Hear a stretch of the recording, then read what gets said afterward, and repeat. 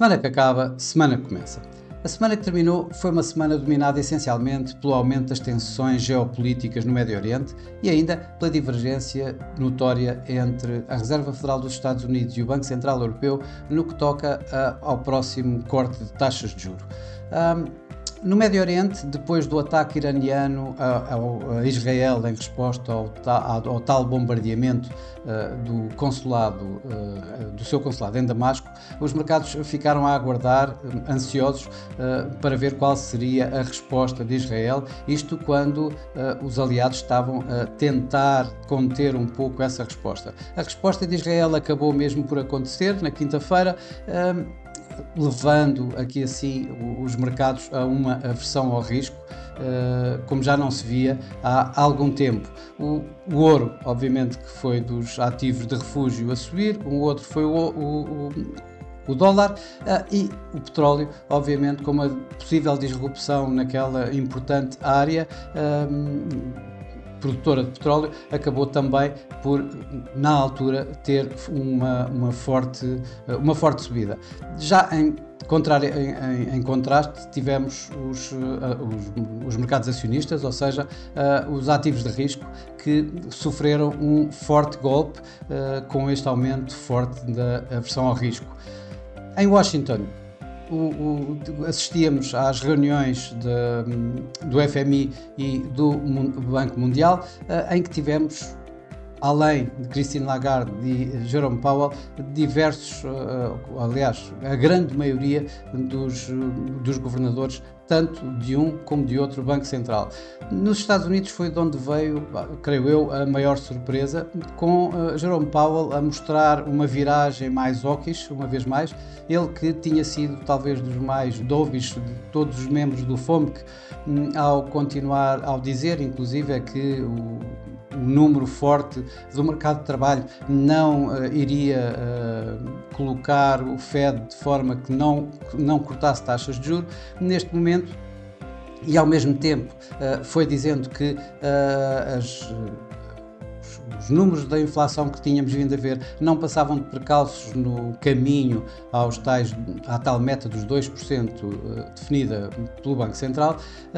Esta semana acabou por dizer em Washington que admitia, de facto, depois destes três números de inflação mostrarem que o processo de deflação, o processo de desinflação, melhor dizendo, estava de facto em perigo, acabou por admitir que provavelmente as taxas de juros vão ficar nos recentes níveis durante mais tempo do que o que seria de esperar. Ora, isto foi o último, digamos, a aderir a esse tipo de discurso, com os mercados já a terem ouvido outros elementos como Kashkari, como Rafael Bostic, como inclusive a Loretta Mester, todos eles apontarem para provavelmente duas subidas de taxa de juros este ano, ou mesmo uma, ou em alguns casos mesmo nenhuma, isto quando ainda há bem pouco tempo, ou seja, na última reunião da Reserva Federal, os dot plot mostravam uma projeção para 3 cortes de 25 pontos na sua taxa de juros. Ora, isto acabou por levar o mercado a expectativas, a elevar as expectativas para que provavelmente os Estados Unidos vão ter no máximo 2 cortes de taxa de juros este ano. Já por outro lado, no Banco Central Europeu houve uma certa unanimidade. Christine Lagarde voltou praticamente a referir as mesmas palavras que já tinha dito há bem pouco tempo, mantém aberta a possibilidade do primeiro corte de taxa de juros na próxima reunião de junho, assim como praticamente todos os outros governadores do Banco Central Europeu. Aqui o ponto não tão unânime em todos eles é o que é que irá acontecer para lá de junho, em que já alguns, apesar de continuar, nomeadamente Christine Lagarde, a dizer que o BCE não é dependente do Fed, outros começam, nomeadamente Holzmann da Áustria, começa a dizer que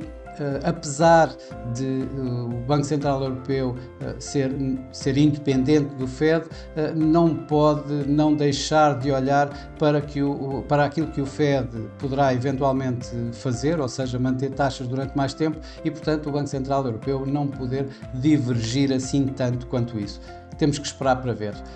Entretanto,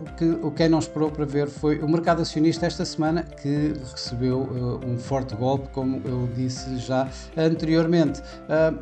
Na Ásia, o índice Nikkei liderou as perdas e caiu mais de 6%, isto numa altura em que, por exemplo, em sentido contrário, ainda tivemos a China com o Xangai Composite a ganhar mais de 1% esta semana. Mas, no geral, os mercados acionistas asiáticos perderam, como perderam também os mercados na Europa, em que o Eurostoxx, aqui representado, caiu cerca de 0,7%, com exceção, por exemplo, do CAC 40 em França, que registrou um ganho marginal no final da semana. Nos Estados Unidos, o Dow Jones terminou praticamente inalterado, mas o Nasdaq, com fortes vendas no setor tecnológico, acabou por liderar as perdas nos Estados Unidos ao cair 5,5%. Por cá, o PSI também registrou perdas, perdeu cerca de 0,7%, em que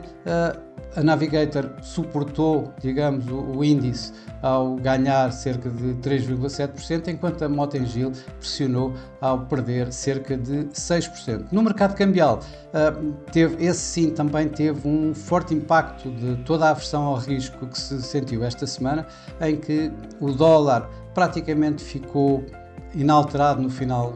do dia, e ganhos tivemos, por exemplo, o franco suíço, também pouco alterado esteve a Libra, e em perdas, já no outro lado, esteve o dólar australiano, o dólar neozelandês, as moedas nórdicas e, sobretudo, o peso mexicano. O peso mexicano caiu esta semana cerca de 3%, tanto face ao euro como face ao dólar, em que o dólar México, por exemplo, subiu de cerca dos 16,5, 16,7 até praticamente aos 18, e o Euro México, que depois de ter começado a semana a níveis em torno dos 16,6, acabou à volta dos 17,80. O euro-dólar praticamente também não teve uma grande volatilidade esta semana. Depois da forte queda da semana passada, registrou uma ligeira correção. Começou a semana acima dos mínimos, a 1,0630 aproximadamente, para terminar à volta dos 1,0650, isto depois de ter feito um novo mínimo do ano a 1,06. As commodities, de um modo geral, tiveram ganhadoras, principalmente os metais. O ouro terminou a semana a ganhar cerca de 1,4%, recuando dos máximos também feitos quando do ataque de Israel ao Irão, e o WTI que tem vindo, ou WTI, melhor, o petróleo, que tem vindo a registrar ganhos nestes últimos tempos, exatamente pelo aumento da tensão geopolítica em torno do conflito possível entre Israel e Irão, depois de as coisas acalmarem e de o Irão não ter respondido no final a este último ataque israelita, acabou mesmo por recuar, e esta semana o petróleo perdeu cerca de 3%, com o WTI a cair cerca de 2,8%. A próxima semana, obviamente que,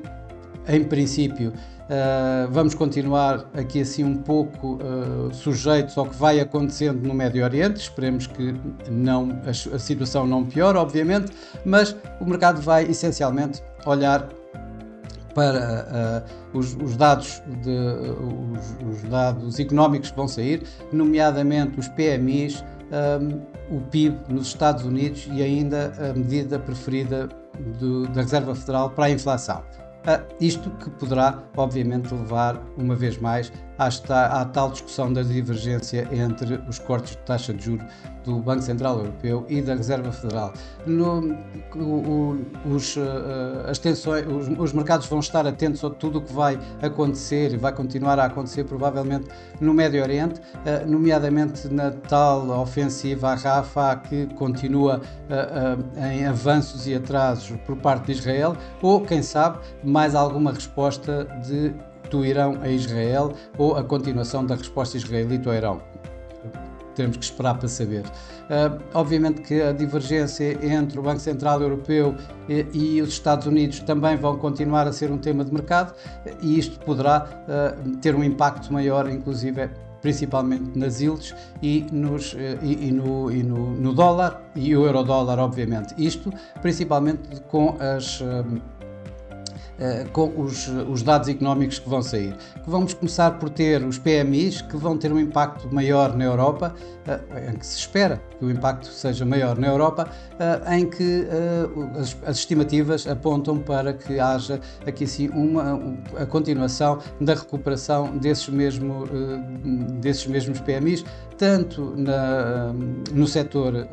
industrial como no setor de serviços. O setor industrial deverá continuar ainda em terreno de contração e o setor de serviços deverá acelerar um pouco e já em terreno de expansão. Nos Estados Unidos vamos ter o PIB, em que os mercados estimam que apresenta um crescimento económico de 2,4% no primeiro trimestre deste ano, abaixo dos tais 3,4% mostrados no último trimestre do ano passado, mas ainda assim um sólido crescimento numa economia em que se receava o pior com a forte subida de taxas de juros que foi acontecendo. Por outro lado, e talvez mais importante, ou que o mercado veja como capacidade de um impacto maior, teremos a medida preferida do Fed para a inflação, o Core PCE Price Index, em que se espera que os preços mostrem uma subida de 0,3% a nível mensal, os preços de março, e com a inflação anual a manter-se nos 2,8%. Ora, isto aponta, estas estimativas, de qualquer das formas, a acontecer, apontam para que dificilmente a Reserva Federal ganhe confiança para um tal corte de taxa de juros tão próximo quanto isso e, portanto, vai cimentar a hipótese, na melhor das hipóteses, de um corte para setembro por parte da Reserva Federal. Em termos de bancos centrais, o principal banco central esta semana que o mercado vai estar a olhar será o Banco do Japão, que em princípio, ou pelo menos é isso que os mercados esperam, vá manter inalterada a sua política monetária, em que os mercados irão sim estar bastante mais atentos ao relatório do Banco do Japão para as expectativas económicas até 2026, nomeadamente no que se refere à inflação, de forma a tentar adivinhar de alguma forma, a obter pistas que tipo de aumento de taxas de juros poderão vir até ao final do ano. Por fim, vamos ter mais resultados empresariais, nomeadamente as gigantes tecnológicas como a Alphabet,